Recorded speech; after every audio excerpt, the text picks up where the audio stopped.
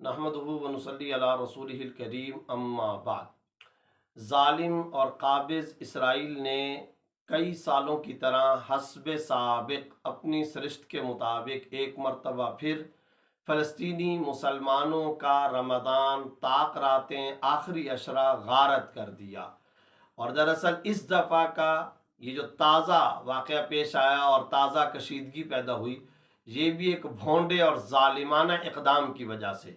और वो ज़ालिमाना इक़दाम ये कि बिल्कुल मस्जिद अक़सा के करीब महल्ला शेख जर्राह के अंदर किसी ज़माने में फ़लस्तीनी जो बेदखल कर दिए गए थे, उर्दन ने ही इस इलाके को इन बेदखल किए गए मुहाजिरीन का महल्ला बनाया था। अब ताज़ा हुकूमत इसराइल ने, सो कॉल्ड जो हुकूमत है, उसने ये फैसला किया है कि यहाँ इस महल्ले से फ़लस्तीनियों को बेदखल किया जाए। चुनाचे ऐन अफ्तार के वक़्त में यहूदी आबादकार आते हैं और इसराइली फ़ौजी आते हैं, यूनिफॉर्म के अंदर आकर रियासती गुंडा गर्दी करते हुए हमारी मजलूम माओ बहनों के घरों से सामान को बाहर फेंकते हैं और उनके दुपट्टे खींचते हैं, उनके आंचल खींचते हैं, घसीटते हैं। औरतों की दिलदोज चीखें मस्जिद अक़सा और मस्जिद अक़सा के गेट के बाहर सारी दुनिया के मीडिया ने सुनी और देखी। सिर्फ यहाँ तक इन्होंने मारिके को ख़त्म नहीं किया, इसके बाद दूसरे नंबर पर ये मस्जिद अक़सा जा रहे और पिछले 3 दिनों से अफ्तार, मगरिब की नमाज, इशा की नमाज के वक़्त में सूरत हाल ये होती है, ग्रेनेड के हमले करते हैं। गज़ा पर ज़ालिमाना वहशियाना दरिंदगी पर मुश्तमिल इसराइली बमबारी होती है, मस्जिद अक़सा के नमाजियों पर अंधाधुंध फायरिंग होती है। और फिर इस कशीदगी और अंधाधुंध फायरिंग के साथ साथ इमाम मस्जिद अक़सा समी अल्लाहु लिमन हमिदा, वहाँ पर वो अत्तहियात, वहाँ पर वो बैठ कर के नमाज के अज़कार अदा कर रहा, कुरान की तिलावत तरावी के दौरान में वो पढ़ रहा, लेकिन पीछे ख़वातीन की सिसकियों की, तड़पते ज़ख्मियों के बिलकने की आवाज़ें आ रही हैं। और फिर वो तमाम के तमाम फ़लस्तीनी ज़ख्मियों को, जो 2-4 दर्जन नहीं सैकड़ों की तादाद में, बाकी नमाजी उनको उठाते हैं और उनको एम्बुलेंसेस के अंदर डाला जाता है और उनको निजी अस्पतालों के अंदर मुंतकिल किया जा रहा है। कई अफराद शहीद हो चुके। टार्चर सेल, गिरफ्तारियां, वहशियाना तशद्दुद, सफाकाना बर्बरियत, इस सब के साथ साथ इबादत गुजारों पर, रोजेदारों पर, नमाज में मशगूल नमाजियों पर जिस बदतरीन तशद्दुद का बार बार मुशाहिदा पूरी दुनिया को हो रहा है, इसके बाद अब मुस्लिम हुक्मरानों के लिए कहने के लिए हमारे पास कुछ नहीं। गैरत नाम थी जिसका, गई तैमूर के घर से। इस वक्त फ़लस्तीनी नमाजी इबादत गुजार मस्जिद अक़सा में पत्थर अपनी सफ़ों के अंदर रख कर के बैठे हुए हैं ताकि वो बमबारी का, ताकि वो गोलियों का, ग्रेनेडों का, बिला इस्तियाल फायरिंग का, इन पत्थरों से मुकाबला कर सकें। फ़लस्तीनी आलम इस्लाम से कुछ नहीं मांगते, मायूस हो चुके।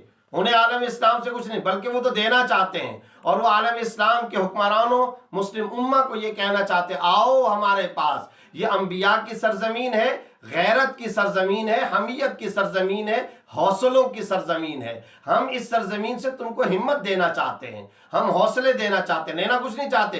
तुम्हें हौसला, जुर्रत, बेबाकी और हमीयत और गैरत देना चाहते हैं। और याद रखिए, आज छोटे छोटे मासूम फ़लस्तीनी बच्चों के हाथों में जो पत्थर हैं, ये सिर्फ यहूदियों को मारने के लिए नहीं है। मुझे डर है उस दिन का कि कहीं ये पत्थर दुनिया अरब और मुस्लिम हुक्मरानों के महल्लात की दीवारों को शगाफ न डाल दें और उनको पाश पाश न कर दें। अब ये वक़्त दूर नहीं रहा। याद रखिए, इन मजालिम को ज़्यादा इग्नोर नहीं किया जा सकता। OIC कहाँ है?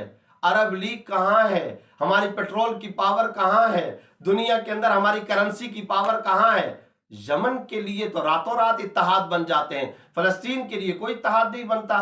तुर्की, दुबई, कतर, सऊदीया, पाकिस्तान, जकार्ता, इंडोनेशिया, मलेशिया, दुनिया भर के अंदर फैले हुए दर्जनों की तादाद के अंदर कई दर्जन मुस्लिम ममालिक और मुस्लिम स्टेट्स कहाँ हैं, हेड ऑफ द स्टेट्स कहाँ हैं, उनके बयानात तक नहीं आ रहे। तो याद रखिए, ये फ़लस्तीनी माएँ बहनें हैं, कतर, कुवैत और दुबई और पाकिस्तान की माओ बहनों और फ़लस्तीनियों की माओ बहनों में कोई फ़र्क नहीं है। वो भी हमारी माएँ बहनें हैं, ये भी हमारी माएँ बहनें हैं।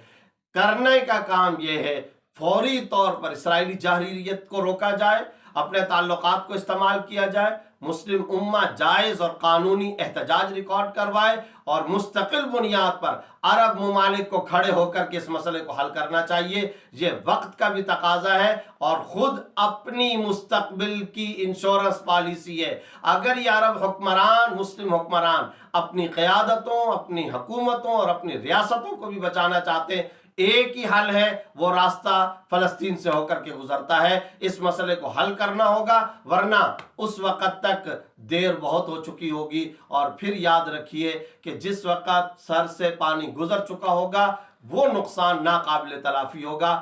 اٹھیے فلسطینی ماؤں، بہنوں، بیٹیوں کے لیے، اٹھیے عبادت گزاروں کے لیے، اور اٹھیے احتجاج بھی کرائیے، مؤثر عملی اقدامات بھی اٹھائیے۔ زبانی بیانات سے آگے بڑھ کر کے، قراردادوں سے آگے بڑھ کر، ریفرنسز سے آگے بڑھ کر، ایڈریس اور تقریر سے آگے بڑھ کر کے، جس کے ہاتھ میں جس طرح کا بھی اقتدار و اختیار ہے وہ استعمال کرے اور ان فلسطینی مظلوم مسلمانوں کو اسرائیلی چنگل سے آزادی دلائے۔